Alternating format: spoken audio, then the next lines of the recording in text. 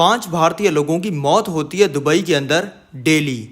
2005 में दुबई के अंदर 971 भारतीय लोग मारे गए थे और इसकी वजह सुन के आप भी हिल जाओगे। दुबई में लोग ये सोचकर जाते हैं कि दुबई में जाने के बाद में वो बहुत ही ज्यादा मजे करेंगे, वहां पे बहुत ही लग्जरी लाइफ जिएंगे, वहां पर अच्छी अच्छी फोटोज खिंचवा कर इंडिया वापस आ जाएंगे। लेकिन जब वो दुबई के अंदर पहुंचते हैं तब उनके पासपोर्ट जबरदस्ती जब्त कर लिए जाते हैं और उनको इंडिया वापस नहीं आने दिया जाता।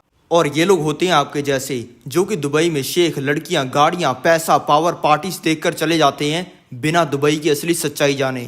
दुबई के शेखों के पास में कई सौ करोड़ की गाड़ियों से लेकर हजारों करोड़ के प्राइवेट जेट भी हैं, लेकिन वहीं पे आते हो आप। आपका जन्म एक गरीब परिवार के अंदर हुआ है।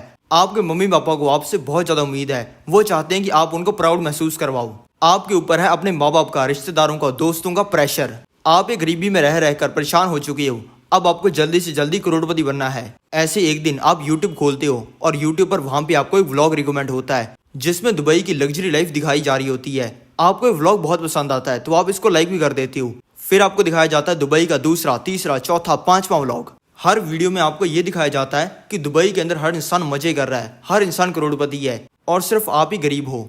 आप भले पूरी जिंदगी मेहनत करते रहो, आप ऐसा कुछ भी अचीव नहीं कर पाओगे। आप अपनी पूरी जिंदगी गरीब ही रहने वाले हो। अब बस सिर्फ एक ही सोल्यूशन बचता है कि आप भी दुबई के अंदर जाओ और वहां पर जाकर एक लग्जरी लाइफ जियो। लेकिन कैसा रहेगा अगर मैं आपको बताऊं कि ये सब झूठ है। ये सभी चीजें आपको ही मूर्ख बनाने के लिए बताई जाती हैं और आपको दुबई की कभी असली सच्चाई नहीं बताई जाती और आपको दुबई के वो घिनौने राज नहीं बताए जाते जिससे आपको दुबई से नफरत हो जाए।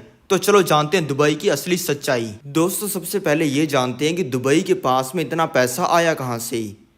क्योंकि दुबई ने एक बहुत ही चौंका देने वाली ग्रोथ की है। क्योंकि आज से कुछ साल पहले 1990 में दुबई के अंदर कुछ भी नहीं था। दुबई की इस धूल मिट्टी और गर्मी में दूर दूर तक किसी इंसान का नामो निशान नहीं था। दुबई में इतनी गर्मी पड़ती थी कि अगर वहां पर सूरज की गर्मी में अगर अंडे को तोड़ के रख दिया जाता था तब भी उसका ऑमलेट बन जाता था। और दोस्तों, दुबई की इस गर्मी में दूर दूर तक बड़ी बड़ी बिल्डिंग्स तो छोड़ दो, इस तरीके के छोटे छोटे कोठे ढूंढना भी बहुत ही मुश्किल था। और दोस्तों, ये रेगिस्तान कितना बड़ा है वो मैं आपको दिखाता हूँ। और दोस्तों, दुबई के इस विशाल रेगिस्तान में बड़ी बड़ी बिल्डिंग्स तो छोड़ दो, बल्कि इस तरीके के छोटे छोटे कोठे ढूंढना भी बहुत ही मुश्किल था। और दुबई की इस भयंकर गर्मी में एक बूंद पानी भी नहीं था, यानी कि एक एक बूंद पानी के लिए लोग तरसा करते थे, लेकिन तब भी उनको सफिशिएंट पानी प्रोवाइड नहीं हो पाता था। और दोस्तों, आज वही दुबई लग्जरी का सिंबल बन चुका है। जिस दुबई में पहले एक बूंद पानी भी ढूंढना मुश्किल होता था, उसी दुबई में आज के समय में इस तरीके की बड़ी बड़ी नदियां बह रही हैं। उसी दुबई में आज के समय में लोग स्विमिंग पूल्स के अंदर नहा रहे हैं। आज उसी दुबई में बड़े बड़े पॉन्ड्स बन रहे हैं। और आज उसी दुबई में जिसमें पानी नहीं होता था उसमें 128 इंपीरियल गैलन पानी यूज़ होता है। और दोस्तों, आज उसी दुबई में इस तरीके के बड़े बड़े वाटर पार्क हैं और हर साल दुबई में 128 इंपीरियल गैलन पानी यूज़ होता है। और दोस्तों, आपको लग रहा होगा कि दुबई के पास में सारा पैसा तेल को निकाल के आया है, लेकिन दोस्तों, तेल की इनकम दुबई की जीडीपी का सिर्फ 1% है। दोस्तों, अगर आप पैसा कमाना और पैसे को सही जगह पे इन्वेस्ट करना सीखना चाहते हैं तो उसकी सारी डिटेल्स मैंने डिस्क्रिप्शन के अंदर दी हुई है। तो अभी के अभी डिस्क्रिप्शन ओपन करो, वहाँ पे दी हुई डिटेल्स को रीड करो, सिर्फ 1 मिनट लगेगा। दोस्तों, सबसे पहले ये जानते हैं कि दुबई है कहाँ पे। दोस्तों, दुबई है वो है यूएई के अंदर, यानी कि यूनाइटेड अरब एमिरेट्स के अंदर। दोस्तों, यूएई 7 किंगडम्स को मिलाकर बना है। और दोस्तों, इस यूएई के किंगडम्स या फिर सिटीज़ के बारे में एक बहुत ही बड़ी कन्फ्यूजन है। और दोस्तों, कन्फ्यूजन है इनके नाम के अंदर। जैसे कि जो एमिरेट्स ऑफ दुबई है उसके अंदर सिटी है सिटी ऑफ दुबई, जैसे कि जो एमिरेट्स ऑफ अबू धाबी है उसके अंदर सिटी है सिटी ऑफ अबू धाबी। लेकिन दोस्तों, इनका राजा कौन बनेगा ये एक बहुत ही बड़ी कन्फ्यूजन थी। फिर दोस्तों, इन सभी सिटीज़ ने मिलकर डिसाइड किया कि जो यूएई यानी कि यूनाइटेड अरब एमिरेट्स का राजा होगा वो यूएई का प्रेसिडेंट होगा और जो दुबई का राजा होगा वो दुबई का प्राइम मिनिस्टर होगा। अभी दोस्तों, शुरू करते हैं इनकी कहानी से। दुबई इतना अमीर कैसे बना, इसको समझने के लिए हमें थोड़ा सा पीछे जाना पड़ेगा। ईयर 1820 से शुरू करते हैं। तब के समय में दुबई में कुछ भी नहीं था। अलग अलग शेख अपने अपने एरिया को रूल करते थे और इस एरिया को शेखडम कहा जाता था। आज जहाँ पे दुबई है वो एक मछुआरों का गाँव कहलाता था और ये दुबई की सल्तनत में आता था। 1833 में शेख मखदूम बिन ने इसे अबू धाबी से अलग करके अपना एक अलग किंगडम बनाया था और इनको ही दुबई का फाउंडर कहा जाता है। दोस्तों तब के समय में अंग्रेजों का पूरी दुनिया के ऊपर कब्जा था और ये मेनली रहा करते थे यूनाइटेड किंगडम में, यानी कि यूके में। और दोस्तों मेनली जो गोरे इंडिया के ऊपर राज करते थे वो यूके के लंदन के अंदर रहा करते थे, इंग्लैंड के अंदर रहा करते थे और कैम्ब्रिज के अंदर रहा करते थे। यहाँ पे मेनली वो रहते थे जो कि इंडिया के ऊपर राज करते थे। पूरे वर्ल्ड मैप में देखें तो यूनाइटेड किंगडम वो है यहाँ पे और हमारा जो इंडिया है वो है यहाँ पे, और ये इंडिया के ऊपर ही राज किया करते थे और इनको यहाँ पे आना जाना भी पड़ता था। लेकिन दोस्तों तब के समय में दिक्कत ये थी कि आज की तरह गोरे इंडिया के अंदर फ्लाइट से नहीं आ सकते थे, क्योंकि तब के समय में एयरप्लेन का जो नेटवर्क था वो उतना अच्छा नहीं था। उनके पास में सिर्फ एक ही सोल्यूशन था कि वो शिप से ट्रैवल करके इंडिया के अंदर आए, और वो कुछ इस तरीके से इंडिया के अंदर आते थे। सबसे पहले यहाँ के लंदन, कैम्ब्रिज और इंग्लैंड में रहने वाले गोरे ट्रैवल करके आते थे इनके तट के ऊपर। तट के ऊपर इनके बहुत सारी शिप्स खड़ी रहती थी, फिर वहाँ से ये इन शिप्स को पकड़ते थे। फिर 200 शिप्स को पकड़ के कुछ इस तरीके से ट्रैवल करना स्टार्ट करते थे इंडिया की तरफ। अब दोस्तों यहाँ पे आप एक पाथ नोटिस करोगे, वो पाथ ये होगा कि बाकी कंट्री से काफ़ी दूर रहते थे। जैसे कि यहाँ पे देखो फ्रांस से काफ़ी डिस्टेंस है, स्पेन से भी काफ़ी डिस्टेंस है, पोर्चुगल से भी काफ़ी डिस्टेंस है। इस डिस्टेंस की क्या वजह है? क्योंकि दोस्तों आप कहोगे कि वो शिप से ट्रैवल करके कुछ इस तरीके से भी तो आ ही सकते थे, और ऐसा करने पर उनका फ़ायदा भी होता। अगर बीच में कोई शिप के अंदर दिक्कत आ जाती तो डायरेक्ट फ्रांस से हेल्प मांग सकते थे और ये फ्रांस वाले उनकी हेल्प कर सकते थे। स्पेन वाले एरिया के अंदर कोई दिक्कत आ जाती तो स्पेन वाले काफ़ी जल्दी उनकी हेल्प कर सकते थे, क्योंकि ये कंट्री काफ़ी पास में थे। लेकिन फिर ये क्यों इस तरीके से काफ़ी कंट्री के दूर से आते थे? दोस्तों इसकी वजह ये थी कि तब के समय में गोरे सबसे ज़्यादा अमीर थे और उनके पास में बेशुमार दौलत हुआ करती थी। जब वो इंडिया के अंदर आते थे तब वो बहुत सारा पैसा भी लेकर आते थे। और दोस्तों गोरों को इस बात का डर होता था कि इन कंट्रीज़ में रहने वाले जो लुटेरे हैं वो इनकी शिप्स तक ना आ जाएं और आके इनकी शिप्स को लूट ना लें। और दोस्तों गोरों की इन शिप्स के बारे में सभी लोगों को पता था। लेकिन दोस्तों जब इनकी शिप्स इतनी ज़्यादा दूर होती थी इनकी कंट्री के तट से, इसी वजह से यहाँ पे रहने वाले जो लुटेरे थे वो अपनी छोटी मोटी बोट्स लेकर यहाँ तक पहुँच नहीं पाते थे। क्योंकि दोस्तों इतना दूर अगर कोई तट से आ जाएगा तो वहाँ पर उसको एक तो दिक्कत ये होगी कि इतने बड़े समुद्र में वो शिप नहीं ढूंढ पाएगा, और एक दिक्कत ये होगी कि अगर उसकी शिप वहाँ पर ख़राब हो गई तो वापस नहीं आ पाएगा। और दोस्तों ये लुटेरे गोरों की शिप्स को लूटने के लिए एक बहुत बड़े डर की वजह से भी नहीं जाते थे, क्योंकि दोस्तों जितने भी इतने डीप समुद्र के अंदर गए थे शिप्स वगैरह को लूटने के लिए वो कभी वापस नहीं लौटे थे। क्योंकि इतने डीप समुद्र में जाने के बाद में लुटेरों की छोटी छोटी शिप्स इस तरीके से समुद्र के अंदर घूमने लग जाती थी और वो कभी भी अपनी कंट्री तक वापस नहीं आ पाते थे। और दोस्तों इस चीज़ गोरों को भी पता था, इसी वजह से वो इन कंट्री से दूर दूर रहकर ही इंडिया के अंदर आने का अपना सफ़र करते थे। लेकिन यहाँ पे आके उनको एक दिक्कत आती थी। दोस्तों गोरों को मेन दिक्कत तब आती थी जब वो मेनली पोर्चुगल के पास में पहुँचते थे, क्योंकि यहाँ पे दोस्तों अंदर जाने का रास्ता बहुत ही छोटा था। और दोस्तों गोरों को अपनी शिप इन कंट्रीज़ के तटों के पास में से निकालनी पड़ती थी और काफ़ी ज़्यादा चांस बढ़ जाता था इनकी शिप के अंदर लूट होने का। यहाँ पे गोरे कुछ कर भी नहीं सकते थे, इसी वजह से उन्होंने पोर्चुगल और मोरक्को के साथ में अच्छी डील कर ली थी और अच्छा रिश्ता बना लिया था, जिससे ये कंट्री वाले अपने लुटेरों को यहाँ तक पहुँचने नहीं देते थे और यहाँ पर उनके साथ में लूट नहीं होती थी और गोरे आराम से यहाँ से निकल जाते थे।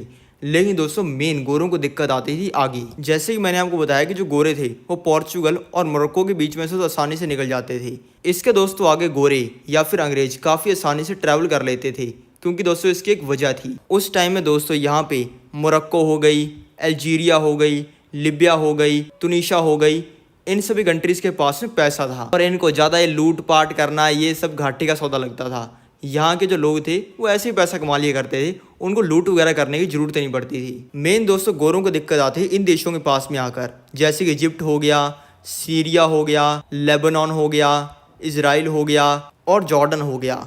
इनमें से ज़्यादातर देशों की तो हालत आज के समय में उतनी अच्छी नहीं है। और दोस्तों तब के समय में तो इनकी हालत कैसी होती होगी आप ये खुद ही सोच लो। यहाँ पे जब ये गोरे आते थे तब इनको लूटपाट का खतरा होता था, लेकिन दोस्तों इसका भी इन्होंने सोल्यूशन निकाल लिया था। यहाँ पे कुछ कंट्रीज के साथ में इन्होंने डील कर रही थी और दोस्तों ये कंट्रियाँ सिक्योरिटी प्रोवाइड करती थी गोरों को, यानी कि ये कंट्रियाँ गोरों के साथ में लूटपाट नहीं होने देती थी। फिर दोस्तों गोरे यहाँ पे आने के बाद में अपनी बोट्स को रोका करते थे। बोट्स को रोकने के बाद में वो अपनी बोट्स को इन कंट्रीज़ के पास में पार्क कर दिया करते थे। पार्क करने के बाद में गोरे जो थे वो ज़मीन से ट्रैवल किया करते थे इन कंट्रीज़ के अंदर। बसेस हो गई, रेलवे हो गई, कार्स हो गई, इन सभी में ट्रैवल करके वो यहाँ पे तट के पास में पहुँचते थे। फिर दोस्तों वहाँ पे बोट में बैठकर गोरे आराम से यहाँ पे ट्रैवल करके आ जाया करते थे, क्योंकि यहाँ पे उनकी शिप और इन कंट्रीज के तट के अंदर काफ़ी ज़्यादा गैप होता था और कोई लुटेरे यहाँ पे नहीं आ पाते थे। लेकिन दोस्तों मेन जो गोरों को दिक्कत आती थी वो आती थी इस एरिया के पास में, क्योंकि यहाँ पे जगह बहुत ही कम थी और लूटपाट होने के चांस बहुत ही ज़्यादा थे और कोई भी इंसान अपनी छोटी से छोटी फर्जी से फर्जी बकवास बोट से भी गोरों की बोट के पास में आ सकता था और यहाँ पे लूट कर सकता था। और दोस्तों ऐसा होता भी था, जो सऊदी अरेबिया का एरिया था वहाँ से लुटेरे आते थे और इनकी बोट्स को लूट लिया करते थे। और दोस्तों ये इनके साथ में बहुत ज़्यादा होता था और कई बार यहाँ पे बैठे जो गोरे होते थे या फिर जो ब्रिटिशर्स होते थे उनको नुकसान भी बहुत ज़्यादा पहुँचाता था, क्योंकि भाई लूटपाट करने आएंगे, कुछ बंदूक लेके आएंगे, चक्कू लेके आएंगे, कुछ डराने के लिए तो कुछ होना चाहिए ना। इसी वजह से गोरों को भी यहाँ पे चोट आ जाती थी और कई बार तो जान भी चली जाती थी। दोस्तों इसलिए गोरों ने सऊदी अरेबिया, यूएई और दुबई इन सभी देशों के साथ में एक डील की। इन्होंने डील की कि आप इस एरिया में हमें सिक्योरिटी दो, यानी कि यहाँ पे बढ़िया अपने फौजी वौजी खड़े करो ताकि हमारे साथ में यहाँ पे लूट ना हो। ऐसा होगा तो यहाँ पे जो लुटेरे हैं वो बाकी देशों से ट्रैवल करके तट तक नहीं आ पाएंगे और हमारी बोट्स के साथ में कोई लूट वगैरह नहीं होगी। और दोस्तों इन कंट्रीज़ के पास में पैसा ना होने की वजह से इन्होंने डील एक्सेप्ट कर ली। डील एक्सेप्ट करते ही ये जो एरिया था यहाँ पे इन कंट्रीज़ ने सिक्योरिटी लगा दी, यानी कि यहाँ पे बढ़िया फौजी वौजी खड़े कर दिए। यहाँ पे फिर जो लुटेरा आता, भूला भटका यहाँ पे आ जाता, उसको यहाँ पे पकड़ लिया जाता। पकड़ने के बाद में उस लुटेरे की ऐसी धुलाई करते कि भाई बिल्कुल बुरा हाल कर देते उसका। और दोस्तों ऐसा करने की वजह से इस लुटेरे को जब वापस कंट्रीज के अंदर छोड़ा जाता तब ये जाके 10 लोगों को, 20 लोगों को, 100 लोगों को और बताता कि भाई गोरों की शिप लूटने मत चले जाना, मार मार के बुरा हाल कर देंगे, सुझा देंगे सब कुछ।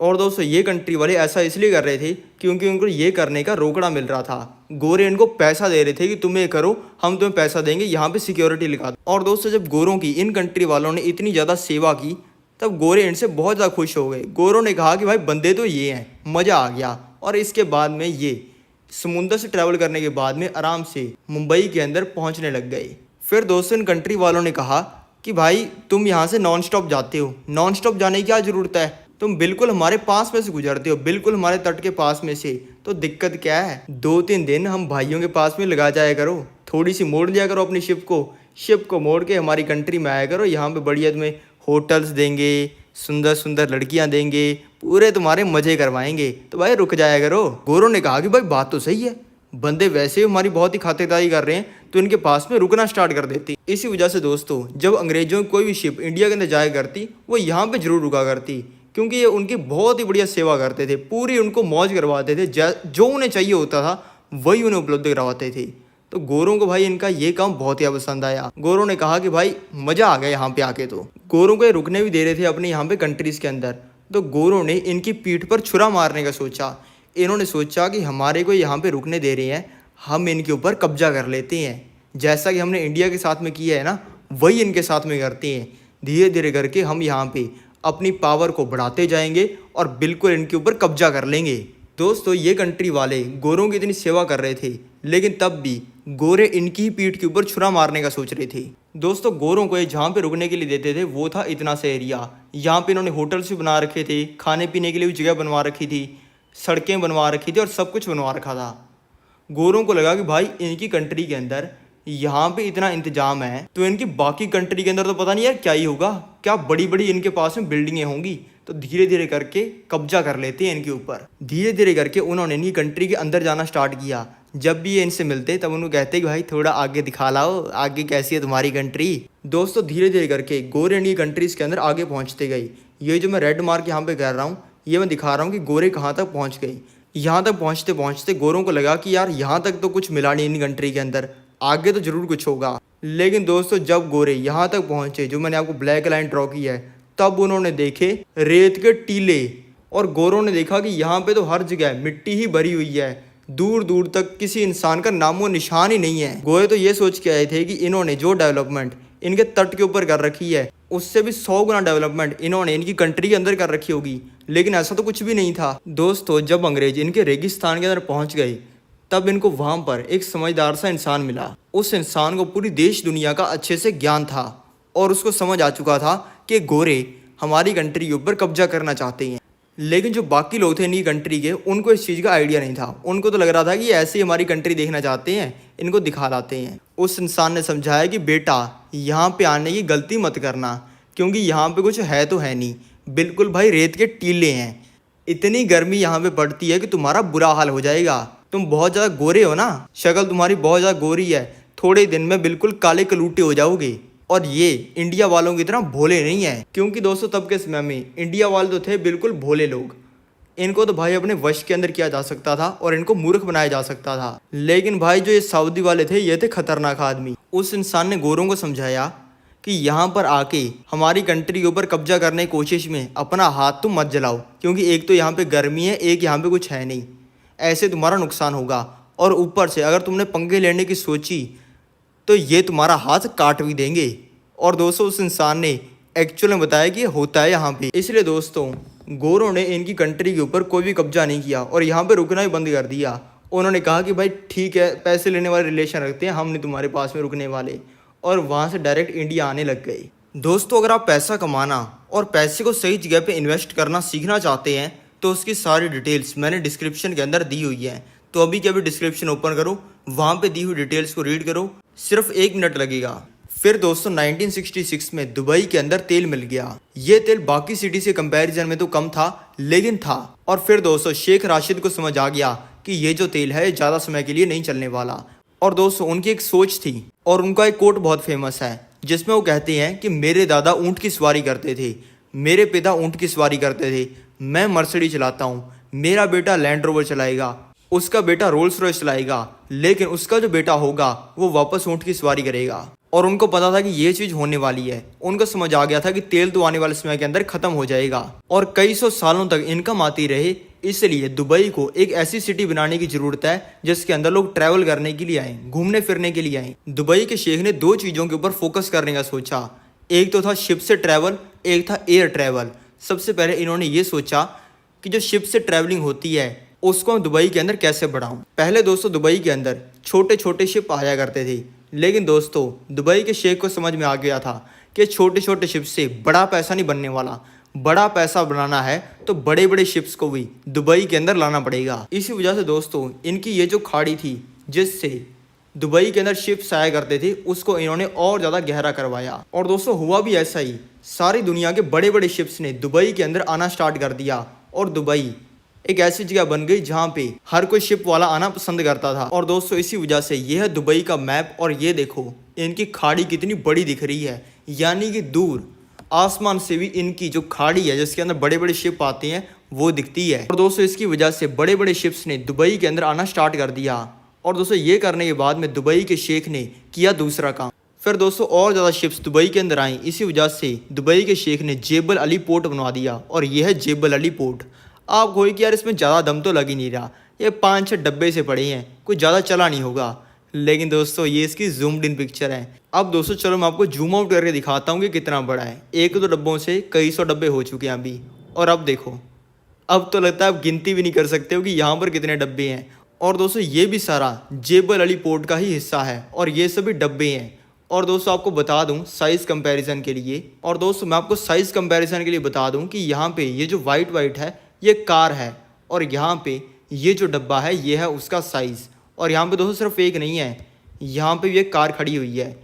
इस कार के कंपैरिजन में आप इन डब्बों का साइज़ देखो दोस्तों, एक एक डब्बा ट्रक के साइज़ का है। जो हमारे इंडिया के अंदर नहीं चलते 18 टायरों वाले जिसको घोड़ा ट्रक कहते हैं, उनके साइज़ का एक डब्बा है। और यहाँ पर डब्बे देखो कितने हैं, यानी कि दोस्तों इतना बड़ा है कि यहाँ पे मान लो कई हजार ट्रक खड़े हुए हैं। और दोस्तों इस पोर्ट को चलाने के लिए इन्होंने एक और चीज़ की, यहाँ पे इस पोर्ट के ऊपर इन्होंने टैक्स को 0 कर दिया। इसका मतलब ये है कि इस पोर्ट के ऊपर कोई भी शिप अगर आती है तो उसको टैक्स कोई भी नहीं देना पड़ता। अब जैसे मान लो दोस्तों यहाँ पे ये जो शिप खड़ी हुई है, अगर पहले ये इसी पोर्ट के ऊपर आती तो इसको टैक्स देना पड़ता, इसको यहाँ पे चार्जेस देने पड़ते। दुबई वाले कहते हैं भाई टैक्स दो पहले, फिर तुम्हें यहाँ पे हम शिप को खड़ी करने देंगे। लेकिन इन्होंने टैक्स को 0 कर दिया, यानी कोई भी इंसान यहाँ पे अपनी शिप लाके खड़ी कर सकता है, यहाँ पे ट्रेड कर सकता है, पैसा कमा सकता है और टैक्स भरने की जरूरत ही नहीं है। और दोस्तों ये आइडिया इनका सुपर हिट हो गया।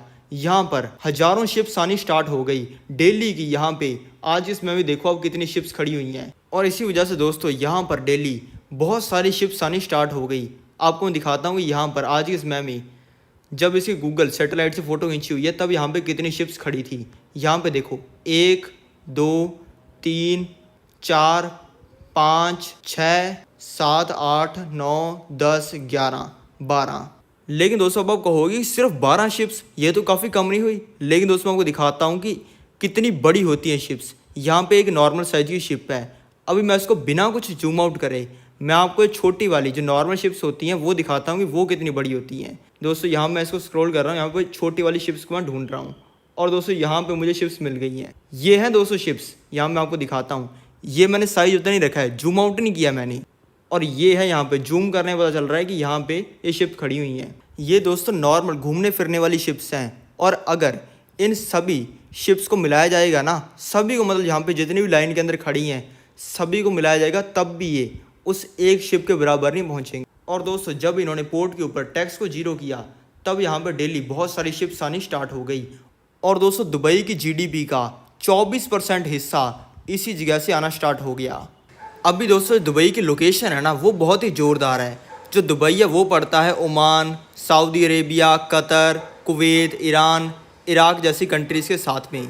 दोस्तों अगर आप पैसा कमाना और पैसे को सही जगह पे इन्वेस्ट करना सीखना चाहते हैं तो उसकी सारी डिटेल्स मैंने डिस्क्रिप्शन के अंदर दी हुई है। तो अभी के अभी डिस्क्रिप्शन ओपन करो, वहाँ पे दी हुई डिटेल्स को रीड करो, सिर्फ 1 मिनट लगेगा। और साथ में दुबई की लोकेशन की वजह से दुबई से एशिया, अफ्रीका और यूरोप ये 3 कॉन्टिनेंट कनेक्ट होते हैं। और दोस्तों ऐसा बहुत ही कम कंट्रीज़ के साथ में होता है। जिस कंट्री के साथ में जितने ज़्यादा कॉन्टिनेंट्स कनेक्ट होते हैं उस कंट्री को उतना ही ज़्यादा फ़ायदा होता है। और दोस्तों अगर मैं दुनिया के मैप के बीच में से स्टार्ट कर बाहर तक सर्कल्स को ड्रॉ करूँ तो आपको पता चल जाएगा कि इसकी वजह क्या है। चलो मैं करना स्टार्ट करता हूँ। सबसे पहले मैंने छोटा सर्कल ड्रॉ किया, फिर मैंने इससे बड़ा ड्रॉ किया, फिर मैंने इससे और ज़्यादा बड़ा ड्रॉ किया जिसमें काफ़ी ज़्यादा कंट्रीज़, इंडिया भी आ गया। फिर मैंने इससे एक और बड़ा सर्कल ड्रॉ किया। इससे दोस्तों आप एक चीज़ नोटिस कर रहे हो, और दोस्तों वो चीज़ ये है कि जो दुबई है वो इन सभी देशों के सेंटर के अंदर है। और दोस्तों इक्वेटर की लाइन की वजह से जो एयरप्लेन्स होते हैं वो इस तरीके से स्ट्रेट लाइन में नहीं जाते हैं, बल्कि उनको ऐसे जाना पड़ता है फ्यूल को बचाने के लिए। और दोस्तों अभी मैं आपको कनेक्ट करके दिखाता हूँ कि इसका एक्चुअल में फ़ायदा क्या होता है। अब दोस्तों अगर किसी इंसान को इजिप्ट से इंडिया आना हो, रोमेनिया से मलेशिया जाना हो, अब दोस्तों आपको पता ही है कि रोमेनिया में कौन सा बाप आदमी रहता है। नाम तो मैं यहाँ पे नहीं ले सकता लेकिन आपको पता ही है। मोरक्को से किसी इंसान को वियतनाम जाना हो, स्पेन से किसी इंसान को इंडोनेशिया जाना हो, नाइजीरिया से किसी इंसान को चाइना जाना हो, या फिर यूक्रेन से किसी को ऑस्ट्रेलिया जाना हो, सभी को दुबई के पास में से जाना पड़ेगा। और दोस्तों इस चीज़ का पता दुबई के शेख को लग चुका था। और दोस्तों जब दुबई में बड़े बड़े शिप्स आने स्टार्ट हो गए तब इन्होंने दुबई के अंदर बड़े बड़े एयरपोर्ट्स बनाने स्टार्ट कर दिए। सारा पैसा 2 ही चीज़ों में लगाया, एक तो खाड़ी को बड़ी करवाने में, ज़्यादा शिप्स को कंट्री के अंदर लाने में, और दूसरा पैसा इन्होंने लगाया एयरपोर्ट्स को बनाने में। और दोस्तों इसकी वजह से इनको बहुत ज़्यादा क्रिटिसिज्म भी सहना पड़ा, क्योंकि दोस्तों सभी ने इनको कहा कि एयरपोर्ट को बनाने से क्या ही पैसा आने वाला है, हमारे इधर बंजर ज़मीन के अंदर कौन आएगा एयरपोर्ट पे। फिर दोस्तों 1968 में जो ब्रिटिशर्स थे वो दुबई में से हमेशा हमेशा के लिए चले गए और दुबई बिल्कुल एक फ्री सिटी बन गया। फिर दोस्तों 1971 में जो 7 किंगडम्स थे, जो दुबई के साथ वाले किंगडम्स हैं, जैसे कतर हो गया, सऊदी अरेबिया हो गया और दुबई खुद हो गया, यूएई के अंदर 7 किंगडम्स हैं। और 1971 के अंदर ये सभी किंगडम्स साथ में मिल गई। दोस्तों तब तक दुबई के अंदर शेख राशिद शिप से आने जाने के लिए दुबई के अंदर पोर्ट्स बना चुके थे और एयरप्लेन से आने जाने के लिए दुबई के अंदर एयरपोर्ट्स भी बना चुके थे।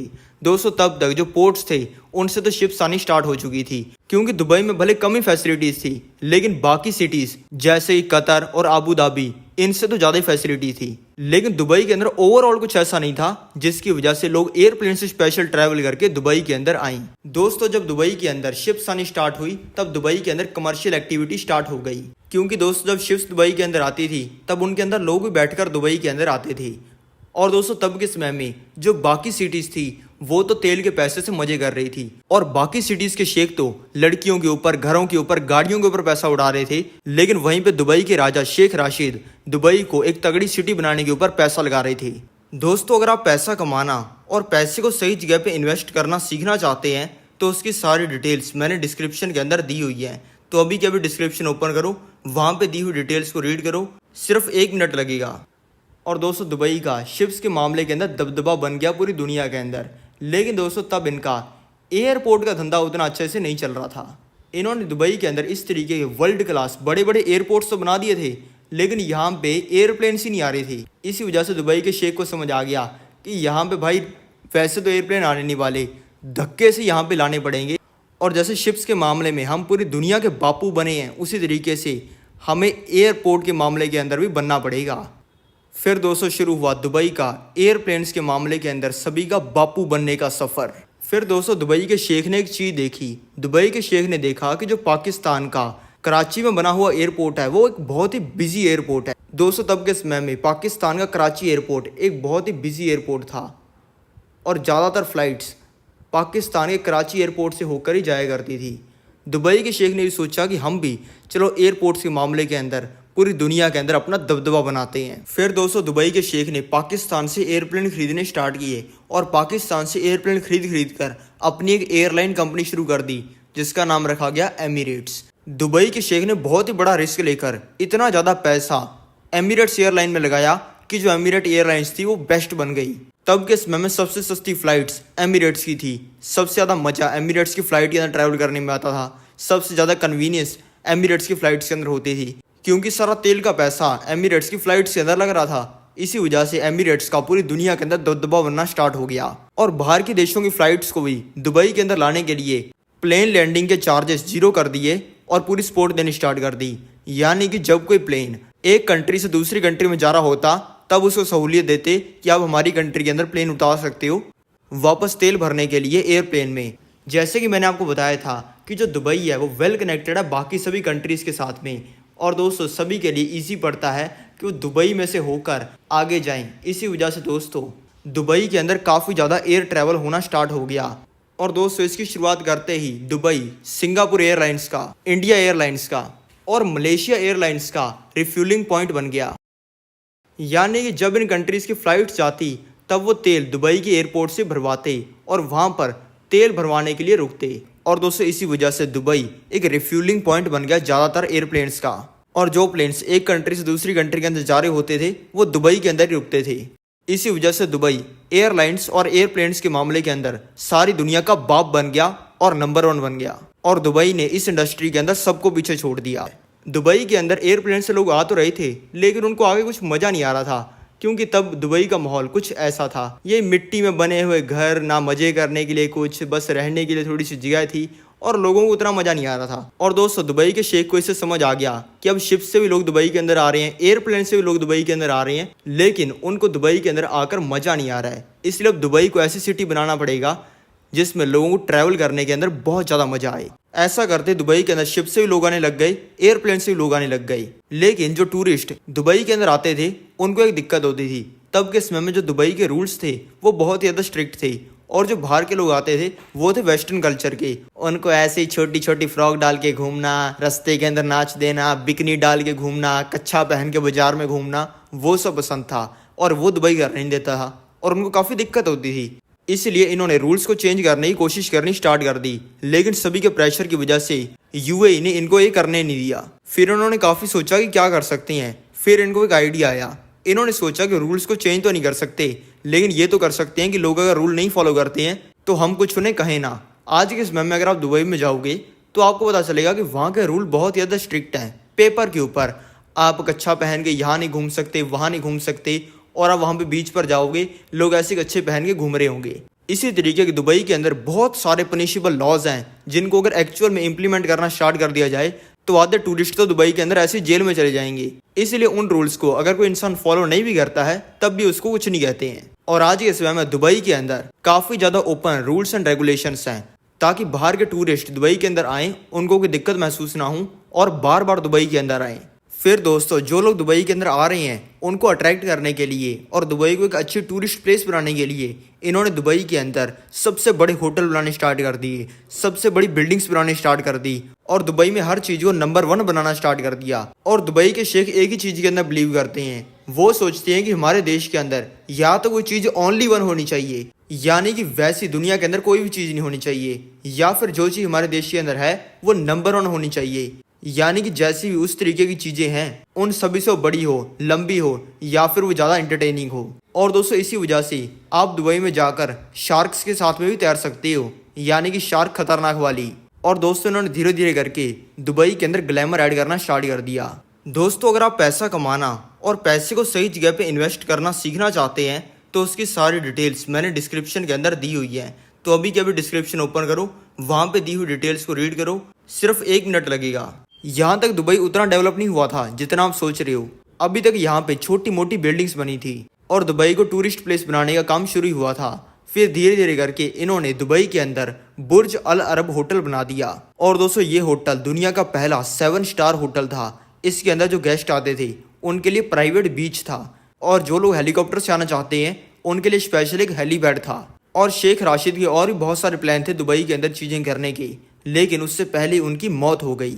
और जितने भी उनके प्लान थे वो दुबई को एक टूरिस्ट सिटी बना दे जहाँ पे लोग आया करें, वो सभी और पानी फिर गया। लेकिन तब गेम में आए उनके बेटे शेख बिन मोहम्मद। ये आज के समय में भी दुबई के रूलर हैं। और दोस्तों ये शेख बिन मोहम्मद डैनियल बर्नहाम से बहुत ज़्यादा इंस्पायर्ड हैं। दोस्तों डैनियल बर्नहाम एक ऐसे इंसान है जिन्होंने मॉडर्न शिकागो को डिजाइन किया है। दोस्तों शिकागो के अंदर मैंने खुद पर्सनली देखा है कि शिकागो सिटी बहुत ज़्यादा वेल प्लान्ड है, यानी कि इंच बाय इंच उसके अंदर परफेक्शन है। यानी कि जो भी चीज़ शिकागो के अंदर है उसको इस तरीके से बनाया गया है कि उसको देखकर और ज़्यादा लोग सिटी के अंदर आएं। इन्हीं से इंस्पायर्ड है शेख बिन मोहम्मद। और दोस्तों डैनियल बर्नहाम कहते हैं कि जो नॉर्मल चीज़ें होती हैं यानी कि मीडियोकर चीज़ें, उनसे कोई भी देश या फिर सिटी ग्रो नहीं कर सकता। अगर किसी इंसान को चाहिए कि उसका देश बहुत ज़्यादा ग्रो करे, उनके देश में बहुत ज़्यादा लोग आएँ, तो उस इंसान को एक्स्ट्रा ऑर्डिनरी चीज़ें बनानी पड़ेंगी। और शेख बिन मोहम्मद ने भी यही किया। उन्होंने दुबई के अंदर एक्स्ट्रा ऑर्डिनरी चीज़ें बनानी स्टार्ट की।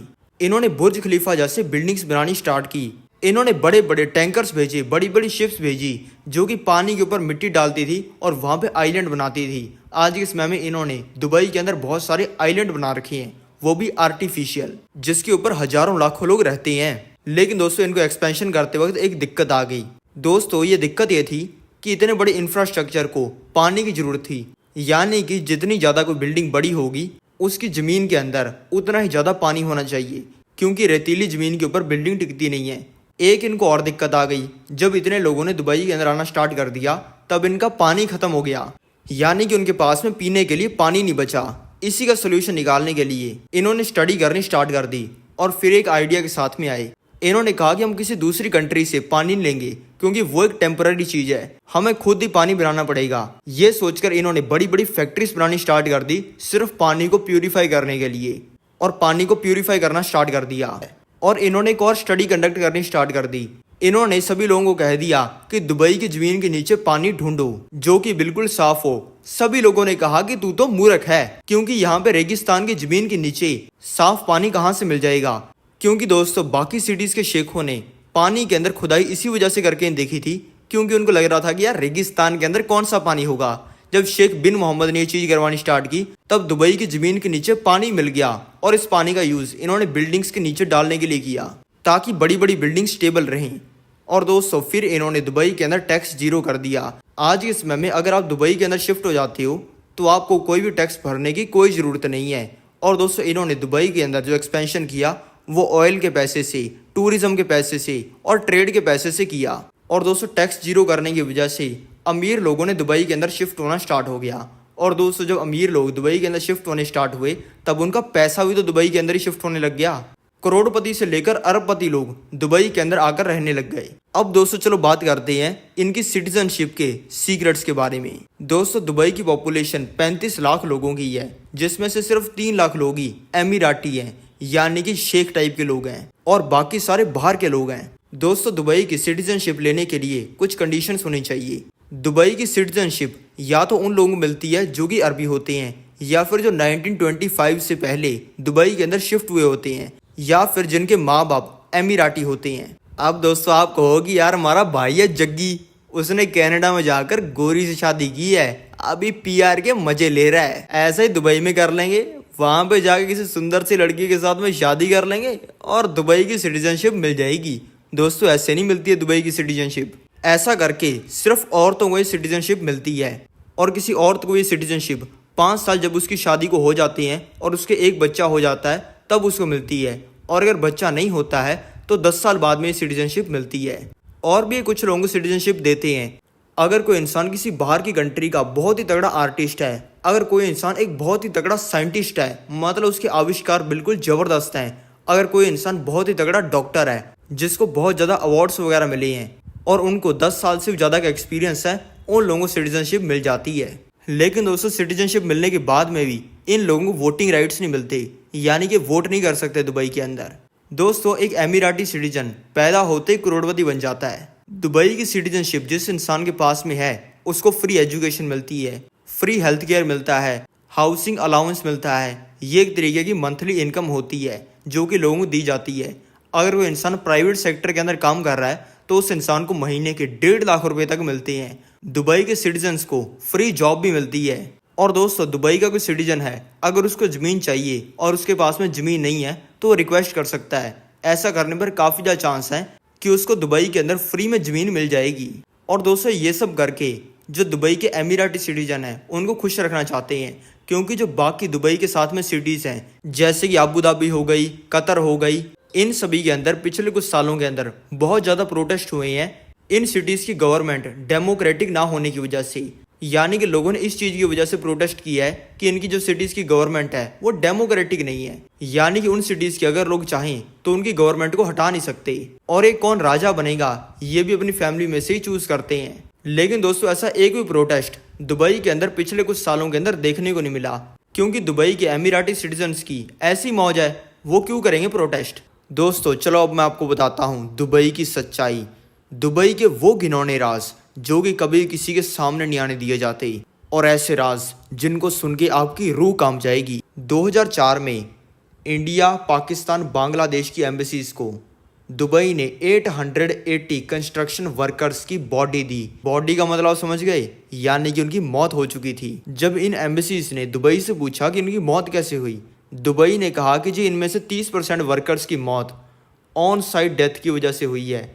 यानी कि काम करते वक्त कुछ ऊपर से गिर गया, कहीं से कोई चोट लग गई या फिर गलती हो गई, जिसकी वजह से इसमें से 30% लोगों की मौत हुई है। वैसे दोस्तों ये बहुत गलत चीज़ है। अगर ऑन साइट डेथ 30% लोगों की हो रही है तो ये बहुत ही खतरनाक है। यानी कि 10 में से 3 लोग तो कंस्ट्रक्शन का काम करते हुए ही मर रहे हैं। ये काफ़ी खतरनाक है ना। लेकिन दोस्तों एक चीज़ आप भूल चुकी हो, दुबई ने कहा था कि इनमें से 30% वर्कर्स की मौत ऑन साइट डेथ की वजह से हुई है, जिसका नंबर लगभग बनता है 264। यानी कि उस साल 264 लोग दुबई के अंदर ऑन साइट डेथ की वजह से मरे होने चाहिए थे। लेकिन उसी साल दुबई ने ये क्लेम किया कि उनके देश के अंदर सिर्फ 34 डेथ हुई हैं वर्कर्स की। दोस्तों ये चीज़ दो ही चीज़ों के बारे में इशारा करती है, या तो दुबई ने जो बॉडीज़ इन कंट्रीज़ के अंदर भेजी वो बिल्कुल फर्जी थी, या फिर इन्होंने जो क्लेम किया 34 डेथ्स का वो फर्जी था। लेकिन दोस्तों बॉडीज़ वाली बात कैसे गलत हो सकती है जब इन्होंने इंडिया, पाकिस्तान और बांग्लादेश में 880 बॉडीज़ भेजी थी वर्कर्स की। अब ऐसा थोड़ी है कि इन्होंने फर्जी लोगों को बनाकर भेज दिया वहाँ पर, वो एक्चुअल में लोग थे। दोस्तों सभी लोग अलग अलग धर्म के थे, इसी वजह से इन लोगों की फैमिलीज ने अलग अलग तरीके से इनको इस दुनिया से विदा किया। इसका दोस्तों सिर्फ एक ही इशारा जाता है कि जो दुबई ने 34 डेथ्स का क्लेम किया वो बिल्कुल ही फर्जी था। और दोस्तों उसी साल यानी कि 2004 में हमारी जो इंडिया एम्बेसी है उसने यूएई यानी कि यूनाइटेड अरब एमिरेट्स के अंदर हुई 971 डेथ्स को रिपोर्ट किया था। लेकिन यूएई ने इस नंबर को मानने से मना कर दिया। और दोस्तों सबसे अजीब चीज़ पता क्या है, इन 971 लोगों की जो डेथ हुई है उनमें से सिर्फ 61 लोगों की डेथ एक्सीडेंट्स की वजह से हुई है, और बाकी लोगों के साथ में क्या हुआ वो आप खुद ही सोच लो। लेकिन दोस्तों जिन लोगों की मौत हुई ये लोग कौन थे? ये लोग थे दुबई में काम करने वाले वर्कर्स जो कि इंडिया, पाकिस्तान, बांग्लादेश जैसी कंट्री से आए थे। लेकिन दोस्तों अब आपका सवाल ये होगा कि ये लोग दुबई में जाते कैसे हैं और वहाँ पे दोस्तों ये लोग दुबई के अंदर जाते हैं कफ़ाला सिस्टम से। ये कैसे काम करता है मैं आपको ये समझाता हूँ।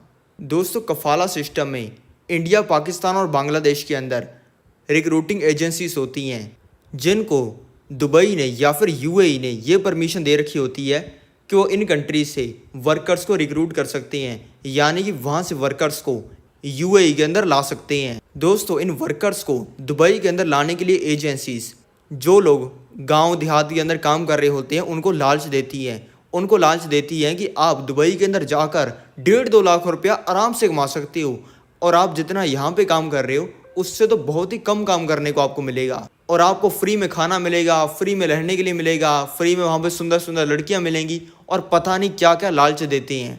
और दोस्तों लालच देने के बाद में उन लोगों को दुबई के अंदर लाया जाता है। लेकिन दोस्तों इसके अंदर एक बहुत ही अजीब चीज़ होती है उनको दुबई में लाने में।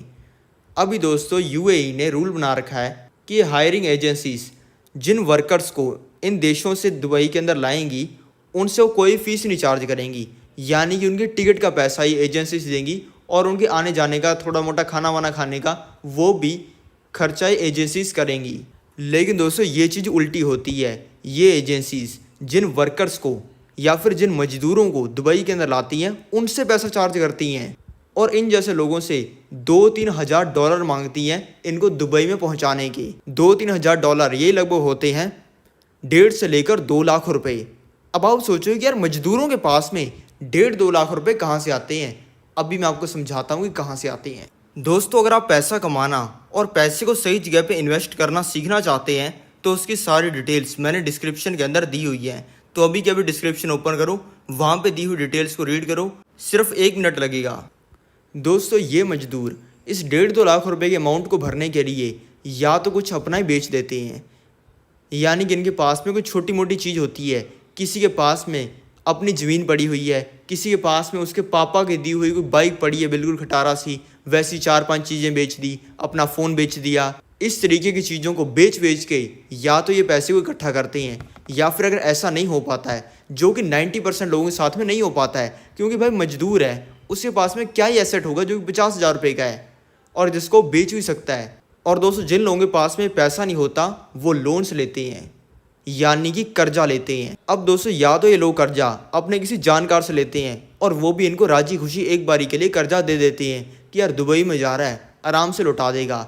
लेकिन दोस्तों अगर इन लोगों को कर्जा देने वाले को लोग नहीं मिलते हैं तो ये एजेंसीज ही उनको कर्जा देती हैं, यानी कि ये कहती हैं कि भाई हम तुम्हें कर्जा दे रहे हैं, दुबई में जाना, वहाँ पे काम करना, आराम से तुरंत ही उसको चुका देना, कोई दिक्कत नहीं है भाई, हम तेरे साथ हैं, तू तो हमारा भाई, तो आराम से दुबई जा यार। और दोस्तों ऐसे कहते ही इनको यूएई यानी कि यूनाइटेड अरब एमिरेट्स के अंदर भेज दिया जाता है। इसका मतलब ये है दोस्तों कि जब ये वर्कर्स या फिर जब ये मजदूर दुबई के अंदर जाते हैं तब ये ऑलरेडी कर्जे के अंदर होते हैं। और दोस्तों अब आपको लग रहा होगा कि यार जाने के बाद में इनकी मौज बन जाती होगी, क्योंकि भाई दुबई है, बड़ी बड़ी बिल्डिंग है वहाँ पे, बड़े बड़े शेख रहते हैं वहाँ पे, इनको थोड़ा सा पैसा दे देते होंगे तो क्या ही दिक्कत वाली बात है, उनका कुछ घाटा थोड़ी पड़ रहा है। लेकिन दोस्तों ऐसा भी नहीं है। जो सच्चाई है ना दुबई लेबर कैंप्स की, वो मैं आपको बताता हूँ। सबसे पहले मैं आपको ये बताता हूँ कि दुबई लेबर कैंप्स हैं क्या। दोस्तों दुबई लेबर कैंप्स वो जगह है जहाँ पे इन सभी मजदूरों को रखा जाता है। और दोस्तों इन दुबई लेबर कैंप्स को ऐसा नहीं है कि सिटी के बीच में बनाया जाता है, इनको बनाया जाता है सिटी से बहुत ही ज़्यादा दूर, यानी कि वहाँ पे जाने में पता नहीं कितना ही समय लग जाए। और दोस्तों किया इसी वजह से जाता है ताकि जो दुबई के अंदर टूरिस्ट आते हैं, अमीर लोग आते हैं, बड़े बड़े बिजनेसमैन आते हैं, उनको दुबई की सिर्फ चकाचौंध दिखे और उनको दुबई की सच्चाई ना पता चल जाए और उनको पता ना चल जाए कि यहाँ पर वर्कर्स रहते हैं और उनकी कंडीशन क्या होती है। क्योंकि दोस्तों इन वर्कर्स का बहुत ज़्यादा बुरा हाल होता है। दोस्तों जिस कमरे में इनको रखा जाता है कई बार तो उसमें कोई इलेक्ट्रिसिटी भी नहीं होती है, और आपको तो खुद ही पता है कि दुबई के अंदर गर्मी कितनी पड़ती है। और दोस्तों बहुत सारे केसेस के अंदर अगर इन्हें कमरे के अंदर इलेक्ट्रिसिटी होती भी है तो इनके कमरे के अंदर एसी नहीं होता है। और दोस्तों एसी ना हो इतनी गर्मी के अंदर कितना मतलब बुरा हाल हो जाएगा ना। आपके घर पे आप रहते हो, अगर आप एसी ना चलाओ तो आपको गर्मी लगने लग जाती है। आप खुद ही सोच रहे हो जो लोग रेगिस्तान के अंदर रह रहे हैं बिल्कुल दुबई से, जो कि सिटी है वहाँ से बहुत ज़्यादा दूर, उनका क्या हाल होता होगा। और दोस्तों कई बार इनके कमरे के अंदर एसी होता भी है, ऐसा नहीं है कि बिल्कुल ही नहीं होता, लेकिन अगर एसी होता भी है तो वो सही से काम नहीं करता, यानी कि इनको पंखे के ऊपर ही रिलाई करना पड़ता है। अभी दोस्तों वैसे दुबई के अंदर रूल है कि अगर टेम्परेचर 49 डिग्री तक रहता है तभी किसी वर्कर से या फिर मजदूर से काम करवाया जा सकता है। अगर उससे ज़्यादा है तो वर्कर से आप काम नहीं करवा सकते हो, ये कंपनीज को कहा जाता है। लेकिन दोस्तों तब भी बहुत सारी कंपनीज 50 डिग्री से ज़्यादा टेम्परेचर के अंदर इन मजदूरों से काम करवाते हैं। और दोस्तों जैसे आपके घर के अंदर सहूलियत है ना कि आप जब भी जाते हो टॉयलेट के अंदर जाके बैठ जाते हो, आपको सुनने में थोड़ा फ़नी लग रहा होगा कि यार टॉयलेट जाना कौन सी सहूलियत है, लेकिन दोस्तों आपको इनके दुख दर्द का पता नहीं है। ये जो वर्कर्स होते हैं, मजदूर होते हैं, इनको एक ही कमरे के अंदर 8-8 लोगों को रखा जाता है। और सिर्फ 8 को ही नहीं, कई बार नंबर 11 का भी होता है। एक छोटा सा कमरा जिसमें रह रहे होते हैं 11 लोग। और दोस्तों अब आप सोचो कि इनके टॉयलेट का कैसे इंतजाम होता है। दोस्तों सबसे पहले 5 ऐसे कमरे बनाए जाते हैं जिसमें 8 से लेकर 11 लोग रहते हैं। फिर दोस्तों उन सभी के लिए एक टॉयलेट बनाया जाता है। अब आप थोड़ी सी कैलकुलेशन करके देखो, 11 लोग एक कमरे के अंदर रह रहे हैं, वैसे 5 कमरे हैं, यानी कि टोटल 100 से ऊपर लोग हो गए। उनके लिए सिर्फ एक बाथरूम। और एक चीज आप ये और सोचो, सुबह इनको उठाया जाता है, उठाने के बाद में लगभग थोड़ा सा इनको टाइम दिया जाता है, उसके बाद में इनको डायरेक्ट काम पर भेज दिया जाता है, जहाँ पे 10 से लेकर 15 घंटे काम करते हैं। उसके बाद में सोने के लिए अपने कमरों के अंदर वापस आते हैं। अब खुद ये भी तो सोचो कि इनके पास में टाइम ही कितना बचा, सुबह थोड़ा सा टाइम और रात को थोड़ा सा टाइम, उसी के अंदर ही 100 से ज़्यादा लोगों को टॉयलेट यूज़ करना है। अब खुद ही सोच लो कितना बुरा हाल होता होगा इनका। आपको अब लग रहा होगा कि यार चलो इनकी हालत तो काफ़ी बुरी होती है, लेकिन पैसा मोटा मिलता होगा, इतनी बुरी हालत के अंदर रखते हैं और ये वहाँ पे रहते भी हैं मजदूर, तो इनको पैसा मोटा मिलता होगा तभी रहते हैं। लेकिन दोस्तों ज़्यादातर लोगों के साथ में ये सीन भी नहीं होता।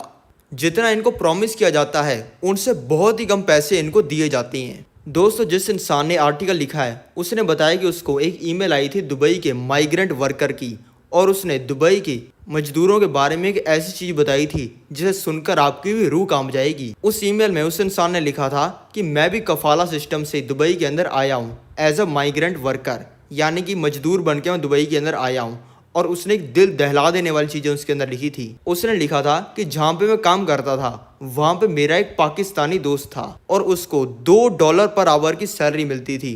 $2 पर आवर, $1 होता है लगभग 80 रुपये का, $2 हुई यही लगभग 160 रुपये, 10 घंटे के हो गए 1600 रुपये, इतने कम पैसे के अंदर।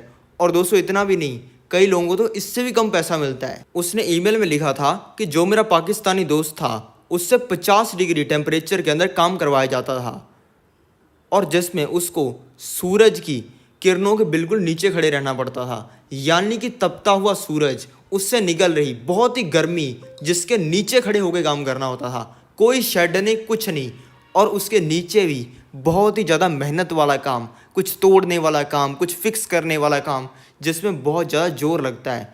और ये काम वो दिन के अंदर 12 घंटे करता था, 12 घंटे की शिफ्ट लगाता था, और सिर्फ हफ्ते के अंदर 5 दिन नहीं बल्कि हफ्ते के अंदर 7 दिन, यानी कि कोई ब्रेक नहीं, यानी कि एक हफ्ते में डेली 12 घंटे काम और हर दिन काम, और काम भी करना है 50 डिग्री टेम्परेचर के अंदर, और करना भी धूप के अंदर है, जिसके लिए मिलेंगे डेली के 1600 रुपये। सुनने में बड़ा खतरनाक लग रहा है ना। और दोस्तों यही है सच्चाई दुबई के वर्कर्स की।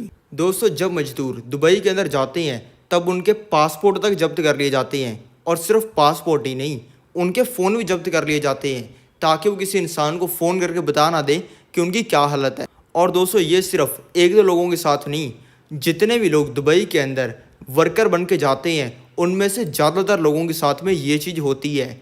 वहाँ पर एम्प्लॉयज़ का पासपोर्ट जब्त होना तो बिल्कुल एक नॉर्मल सी चीज़ है, लेकिन एक्सट्रीम केसेस के अंदर तो उनका फ़ोन भी जब्त कर लिया जाता है। और दोस्तों एक और चीज़ होती है इनके साथ में, आपको लग रहा है ना कि उनको फ्री में खाना मिलता होगा, ऐसा कुछ नहीं है। वहाँ पर खाना भी बनाने की उनको अनुमति नहीं होती, क्योंकि वो कहते हैं कि यहाँ पर जो कैंप्स के अंदर आप रह रहे हो ना, या फिर छोटे छोटे कमरों के अंदर आप रह रहे हो, उसके अंदर आप खाना बनाओगे तो तुम्हारे कमरे के अंदर आग लग जाएगी, सभी जल जाएंगे उससे। तो भाई खाना भी इसी पैसे से खरीद के लाओ। फिर वो इसी पैसे से खाना खरीदते हैं और बाकी जो उनके खर्चे होते हैं वो करते हैं। दोस्तों ये कॉन्ट्रैक्ट साइन करवाए जाते हैं दुबई में चलने वाली या फिर यूएई में चलने वाली किसी भाषा के अंदर। और हमारे जो इंडिया के देसी भाई हैं उनको तो ये सब भाषाएं आती नहीं होती, वो तो बस ऐसे सिग्नेचर मार देते हैं, और कई बार उनसे धक्के से भी सिग्नेचर मरवा लिया जाता है। दोस्तों अब आपको लग रहा होगा कि चलो यार उनकी जो रहने खाने की सिचुएशन है वो बढ़िया नहीं है, वहाँ पे उनको सैलरी अच्छी नहीं मिलती, तो वहाँ से आने तो दिया जाता होगा, क्योंकि किसी इंसान को ये काम पसंद नहीं आया तो वो आराम से इंडिया आ सकता है, कौन रोक रहा है उसको। दोस्तों कोई भी समझदार इंसान यही कहेगा, लेकिन दोस्तों ऐसा भी नहीं है। बहुत सारे वर्कर्स ने ये रिपोर्ट किया कि जब उन्होंने इंडिया वापस आने की बात की अपने एम्प्लॉयर से या फिर उन लोगों से जिनके नीचे वो काम कर रहे थे, तो उन्होंने उनके साथ में क्या किया यह भी आप सुन लो।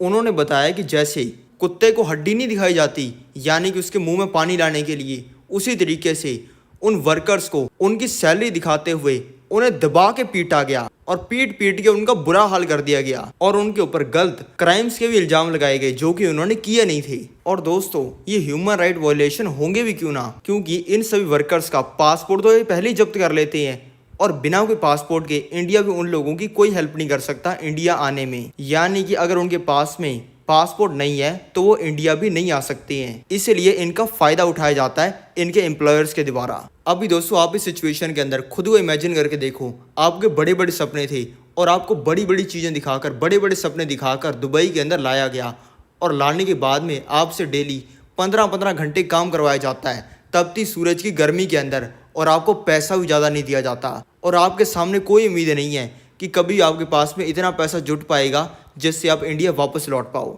दोस्तों, इस सिचुएशन में आते ही बहुत सारे वर्कर तो बीमार पड़ जाते हैं, कई बार तो दिमाग से, कई बार तो शरीर से, और जो वर्कर्स काफ़ी ज़्यादा दुखी हो जाते हैं वो तो अपनी जान भी ले लेते हैं। इस केस को थोड़ा सा ध्यान से पढ़ो। मई 2010-2011 का है ये। एक 38 साल का इंसान, यानी कि वो बच्चा नहीं, 18-20 साल का लौंडा नहीं जो कि इमोशन के अंदर आकर कुछ भी कर देगा, एक बीवी बच्चों वाला, एक बहुत ही बड़ी उम्र का इंसान जिसका नाम था अथीर अमन कनान। ये इंसान तमिलनाडु का था। दुबई पुलिस इस केस को स्टडी कर रही है और दोस्तों, एक केस क्या है वो मैं आपको बताता हूँ। दोस्तों, अगर आप पैसा कमाना और पैसे को सही जगह पे इन्वेस्ट करना सीखना चाहते हैं तो उसकी सारी डिटेल्स मैंने डिस्क्रिप्शन के अंदर दी हुई है। तो अभी के अभी डिस्क्रिप्शन ओपन करो, वहाँ पे दी हुई डिटेल्स को रीड करो, सिर्फ 1 मिनट लगेगा। ये इंसान बुर्ज खलीफा में काम कर रहा था। बुर्ज खलीफा वही बिल्डिंग जिसके बारे में सोचते हो ना कि यार दुनिया की सबसे ऊंची बिल्डिंग है, दुनिया की सबसे शानदार बिल्डिंग है। जब दुबई जाएंगे तब बुर्ज खलीफा के सामने बिल्कुल ऐसे चौड़ी होकर फोटो खिंचाएंगे और वहाँ पे कोई लड़की वड़की होगी उसको भी बोल देंगे साथ में एक बार फोटो खींच ले, फिर इसको स्टेटस पे लगाएंगे। और अगर और रिश्तेदारों को जलाना होगा तो प्रोफाइल पिक्चर पे लगाएंगे, सभी को लगेगा बंदा दुबई में रहता है, अमीर आदमी है। उसी बुर्ज खलीफा में ये इंसान काम कर रहा था। दोस्तों, फिर इस इंसान ने एक ऐसी चीज़ की जिसको सुन के आपकी रूह कांप जाएगी। ये इंसान बहुत ज़्यादा दुखी था। इसके साथ में वही चीज़ें चल रही थी जो कि ज़्यादातर दुबई के वर्कर्स के साथ में चलती हैं। वही ये इंसान दुख फेस कर रहा था जो कि दुबई के वर्कर्स करते हैं। फिर ये इंसान वहाँ पे लगे हुए एक एयर वेंट पे चढ़ा, यानी हवा वाला जो वेंट होता है ना, उसके ऊपर ये इंसान चढ़ा और इस इंसान ने वहाँ से छलांग मार दी। और दूसरे फ्लोर था 147 फ्लोर, यानी कि दुबई में जो बुर्ज खलीफा है उसके सबसे ऊंचे वाले फ्लोर्स में से एक। और दोस्तों, वहाँ से छलांग मारने के बाद में इस इंसान ने लैंड किया 108वें फ्लोर पे, यानी कि मोटे मोटे 40 माले गिर गया। 40 माले गिरने के बाद में इस इंसान की बॉडी का क्या हाल हुआ होगा, आप दिमाग के अंदर बस इमेज बना लो, उतना ही बहुत है।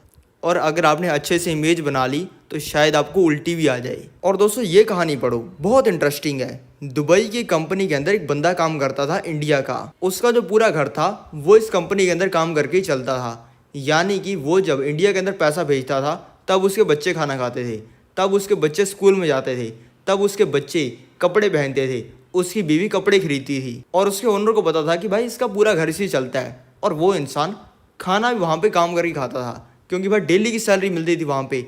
डेली काम करेगा तब खाना खाएगा, नहीं काम करेगा तो खाना भी नहीं खाएगा। और वो इंसान लगभग डेली काम करने के लिए आता था। लेकिन दोस्तों, एक दिन एक बहुत ही अजीब चीज़ हुई, वो इंसान काम करने के लिए आया ही नहीं। जो उस कंपनी का ओनर था उसने सोचा कि यार साला नहीं आया तो क्या है, मजदूरी तो है अपना, एक दिन खाना नहीं खाएगा तो क्या है, मरने दो अपने आप, क्या कर लेगा। उसको लगा कि उसका वो एम्प्लॉय रूठ गया होगा, उसने कहा छोड़ो साले को। फिर दोस्तों 2 दिन हो गए। 2 दिन होते ही ओनर ने सोचा कि यार दिक्कत हो गई है, शायद यार आ ही नहीं रहा बंदा। 2 दिन हो गए, इसके घर वाले खाना कहाँ से खा रहे होंगे और ये खुद कैसे खाना खा रहा होगा। लेकिन तब भी उसने सोचा, बिजी हो गया कि साला मरने दो इसको। लेकिन दोस्तों, फिर जब 3 दिन हो गए तब उसके दिमाग में खटकी। उसको लगा कि यार ये खुद खाना नहीं खा रहा, इसकी बीवी खाना नहीं खा रही होगी, बच्चे इसके भूख मर रहे होंगे, ये कर क्या रहा है कमरे के अंदर बैठा हुआ। जब 3 दिन बाद में उसका कमरा खोला गया तब पता चला कि, और दोस्तों ये हाल सिर्फ मर्दों का नहीं है, जो यूएई के अंदर औरतें काम करती हैं उनका भी यही बुरा हाल है। खफाला सिस्टम से बहुत सारी औरतें भी दुबई जैसी कंट्रीज़ के अंदर जाती हैं और आसपास की नेबरिंग कंट्रीज़ के अंदर जाती हैं और इनका भी बहुत ही बुरा हाल होता है। उनसे भी दोस्तों दिन के अंदर 21-21 घंटे काम करवाया जाता है, बिल्कुल एक्सट्रीम, यानी कि कोई उसके अंदर रुकना नहीं है, कुछ नहीं करना है, 21 घंटे डायरेक्ट काम करो। और दोस्तों बहुत सारे दिनों तक उनको उनकी फैमिलीज़ के साथ में बात नहीं करने दी जाती, उनको खाना बनाने का, साफ सफाई करने का अपने घर पे, बच्चों को खाना खिलाने का टाइम ही नहीं मिलता। और दोस्तों कई बार तो औरतें बेहोश भी हो जाती हैं और कई बार उनको डोंकी और एनिमल के नाम से पुकारा जाता है, यानी कि उनको बोला जाता है कि एक गधी, एक कुतिया, इस तरीके के नामों से उनको बोला जाता है। दोस्तों वैसे तो दुबई उनके मर्दों को काफ़ी ज़्यादा फ्रीडम देती है, यानी कि भाई जो करना है करो, पूरे ज़िंदगी के मज़े लो। लेकिन दोस्तों आज भी दुबई की जो औरतें हैं उनके लिए रूल्स बहुत ज़्यादा स्ट्रिक्ट हैं। इसकी मैं आपको एक कहानी बताता हूँ। और दोस्तों एक कहानी और किसी की नहीं बल्कि दुबई के ही रूलर शेख मोहम्मद बिन राशिद अल मखतूम की है। और दोस्तों एक कहानी किसके बारे में होने वाली है आप खुद ही सोच लो, इसका टाइटल पढ़ के आपको पता चल जाएगा। दुबई's ruler tortured daughter runs away goes missing off the Goa coast report, ये है इसका टाइटल। अभी मैं आपको थोड़ी सी इसकी कहानी बताता हूँ। दोस्तों दुबई रॉयल फैमिली की कोई मेंबर दुबई से भाग जाए तो कितना बड़ा हल्ला होगा, आप यही सोच लो। दोस्तों यही किया शेख लतीफ़ा ने। और दोस्तों इनके जो पिता हैं वो मैंने आपको पहले बताया, वो हैं दुबई के रूलर शेख मोहम्मद बिन राशिद अल मखतूम। और ये कैसे भागे और क्यों भागी वो मैं आपको बताता हूँ। दोस्तों इन्होंने एक 39 मिनट की वीडियो बनाई थी जिसमें इन्होंने सारी कहानी बताई थी। दोस्तों शेख लतीफ़ा ने उस वीडियो में बताया कि उसके पिता ने उसको सीक्रेटली, यानी किसी को पता नहीं चलने दिया, उसको जेल में रखा 3 साल तक, यानी कि उन्होंने खुद ही कहीं पर जेल बना रखी होगी, वहाँ पे उनको रखा गया। और फिर उसको हॉस्पिटल के अंदर रखा गया जहाँ पे उसको ऐसी चीज़ें खिलाई जाती थी जो कि नशीली होती थी, ताकि वो जो रिबेलिंग करने वाली थी, यानी कि जो वो सभी को बताने वाली थी, वो ना करे। शेख लतीफ़ा ने उस वीडियो में बताया कि दुबई के शेख के 30 से ज़्यादा बच्चे हैं और 6 से ज़्यादा बीवियाँ हैं और मैं उनमें से एक लड़की हूँ। प्रिंसेस लतीफ़ा ने कहा कि मेरे पिता को सिर्फ अपनी रेपुटेशन से मतलब है, रेपुटेशन के लिए मेरे पिता कुछ भी कर सकते हैं, किसी को भी ख़त्म कर सकते हैं अपनी रेपुटेशन को बचाने के लिए, किसी को भी, मतलब किसी को भी। और दोस्तों प्रिंसेस लतीफ़ा ने उस वीडियो के अंदर जो कि 39 मिनट्स की थी उसमें यह भी बताया कि उसको अपना पासपोर्ट रखना भी अलाउ नहीं था, यानी कि कहीं पे जाना है, किसी दूसरी कंट्री के अंदर जाना है तो पहले परमिशन लेनी पड़ेगी फिर जाने दिया जाएगा। फिर दोस्तों 9 मार्च को कुछ ऐसा हुआ जिसने पूरी दुनिया को हिला के रख दिया। दुबई के प्रिंस की बेटी शेख लतीफ़ा एक अनरजिस्टर्ड यार्ड में, यानी कि जिसके बारे में किसी को पता नहीं था, उससे दुबई को छोड़कर गोवा आ गई। यार्ड का मतलब होता है बोट। फिर दोस्तों जब इनकी यार्ड इंडिया के अंदर पहुंची तब इंडिया की स्पेशल फोर्सेस ने इनकी यार्ड के ऊपर फायरिंग की, यानी कि गोलियां चलाई। फिर दोस्तों जब इनकी यार्ड को रोका गया और इसके अंदर तलाशी ली गई तब ये उसके अंदर मिली। फिर दोस्तों दुबई के शेख की बेटी ने कहा कि जी मुझे पॉलिटिकल असाइलम चाहिए, यानी कि मुझे इंडिया के अंदर रहने दो क्योंकि मुझे जान से खतरा है मेरे पिता से। लेकिन दोस्तों इंडिया वालों ने उसकी एक नहीं सुनी और उसको प्राइवेट जेट में बिठाकर वापस दुबई भेज दिया। और दोस्तों ये चीज़ इनकी फैमिली के साथ में सिर्फ एक बार नहीं हुई है। दुबई के शेख की वाइफ शेख हाया बेंद दुबई से भाग गई थी और लंदन चली गई थी और आज इस समय में ये अपने 2 बच्चों के साथ में लंदन के अंदर छुपी हुई हैं। और दोस्तों शेख की वाइफ ने कहा था कि शेख के 23 बच्चे हैं। अब दोस्तों एक्चुअल में कितने हैं वो तो भगवान ही जाने। दोस्तों जब प्रिंसेस लतीफ़ा भागी थी तब उससे 2 साल पहले उसकी बड़ी बहन प्रिंसेस शमशा भागी थी और इसने भागने की कोशिश की थी यूके में। और दोस्तों प्रिंसेस शमशा जब ये दुबई को छोड़कर दूसरी कंट्री के अंदर चली गई थी तब इसकी किडनैपिंग हो गई थी। फिर इसको किडनैप करके इसको कुछ ऐसा दिया गया जिससे बेहोश हो गई।